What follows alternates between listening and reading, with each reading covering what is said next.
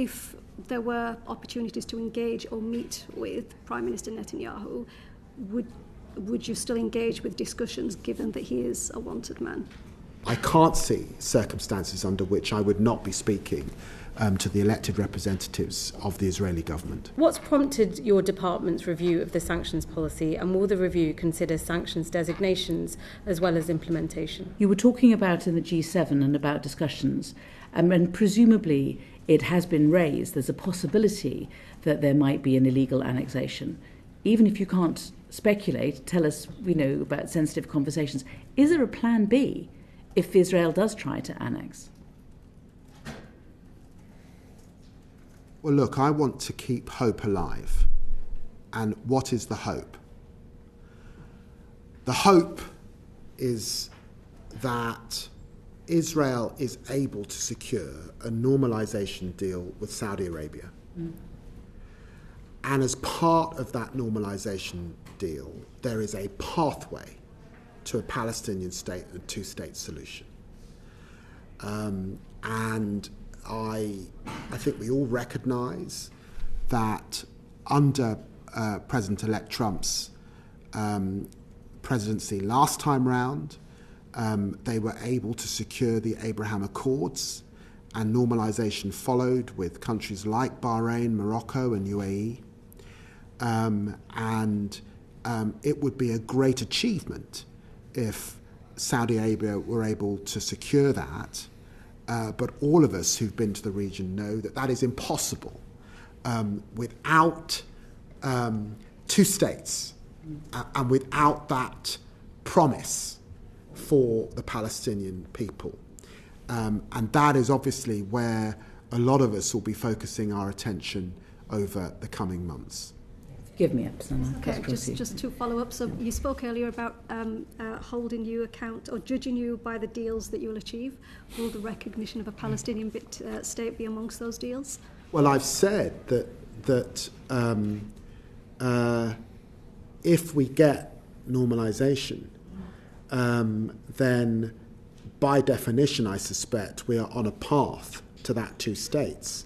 And we have said that that recognition is a tool. It doesn't deliver that end, but it's an important stepping stone on the road. So, for example, you could see recognition alongside a deal of that kind. Okay. And then just coming back to my second question about the arrest warrants, I don't think you answered the question. If there were opportunities to engage or meet with Prime Minister Netanyahu, would you still engage with discussions given that he is a wanted man? And has there been a precedent for engaging with somebody where arrest warrants are in place? Well, I'm informed, of course, by the Attorney General and lawyers. I believe that there can be engagement in emergency situations, for sure. My own view is, some people criticise the fact that I met Bibi Netanyahu, but I absolutely stand by the ability to talk to Bibi Netanyahu about access and aid, as I did in the first few weeks in office, to be able to talk about Gaza, to be able to talk about normalisation, to be able to talk about Lebanon, to be able to question on things like UNIFIL or our support for the Lebanese armed forces.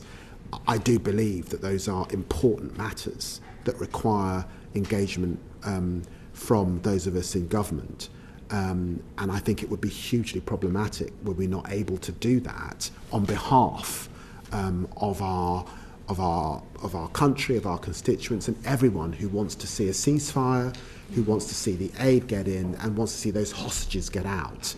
And I've got to be able to talk to the Prime Minister if I'm serious about getting Emily Damari home.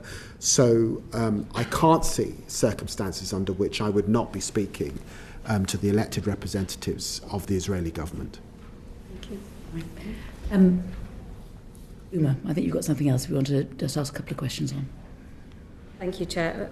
Foreign Secretary, my questions are on sanctions. I'm going to focus the first two on the situation in Gaza. You've been clear, including in the chamber yesterday, that you won't be drawn on sanctions that are under considerations. I've previously written to you about the use of Magnitsky sanctions. So I want to ask you about the way that decisions are made rather than forthcoming decisions. What's prompted your department's review of the sanctions policy, and will the review consider sanctions designations as well as implementation? I think we've been pretty good on the designations. They do take a lot of work from forensically on the individuals or organisations that are under consideration. A lot of work legally to make sure that we're on the right side of the law and the sanctions that we put in place are fair and not subject to legal challenge. They engage usually more than one government department to put that work together. Sometimes they involve agencies like the NCA and others.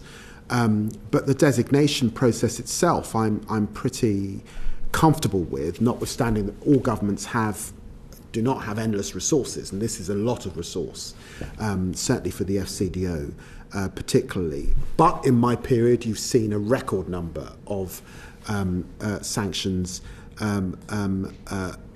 particularly on Russia and Putin and the system there, but also in relation to settler violence and some of my concerns about expansion particularly. The review specifically is about enforcing those sanctions, given the question that the chair raised with me right at the very beginning. We don't talk about designations because that would undermine the effect of the sanctions. If we did talk about them, by definition, people would move things around, disappear. It would make it harder to do the job. So that's why we don't talk about designations as the government. But of course, I recognise that both in Parliament, probably around this committee, people will have views and express those views, and you're free to do that. And we are listening. Thank you. And I welcome the fact earlier you said that you are open to more scrutiny and a thorough look, parliamentary scrutiny of sanctions policy as well. So just turning to what the UN has said in relation to what's going on in Gaza, UN legal experts have issued a statement calling for sanctions on individuals and entities involved in the unlawful occupation in Gaza Strip. In October, an average of just 37 trucks a day of aid entered, compared to over 500 entering per day prior to October 7th last year. In November, the Integrated Food Security Phase classification reported that there is a strong likelihood that famine is currently ongoing in northern Gaza. You acknowledge this today. You've said that sanctions designations are kept under review, but what does this mean in practice for those on the ground in Gaza in the context of aid blockade and escalating humanitarian crisis? Well, sanctions is one tool, and it's a tool that we've used particularly in this part of the world, looking at issues in the West Bank and East Jerusalem particularly. On the broader issues of aid and the tremendous suffering that we're seeing in Gaza, the effort is to get a ceasefire, and the effort, that's why I was talking to Commissioner Lazzarini this morning, of the whole international community, is to see a surge in aid and get aid into Gaza. Now, I was talking to King Abdullah a few weeks ago. There's tremendous frustration in Jordan. Jordan is a really close partner of the United Kingdom. King Abdullah is keen to have an air bridge. We're giving him a lot of support in the planning of that air bridge to do airdrops into Gaza, and we will support him with that endeavour. So the aid question is about getting the aid in. I don't think it's entirely about sanctions policy.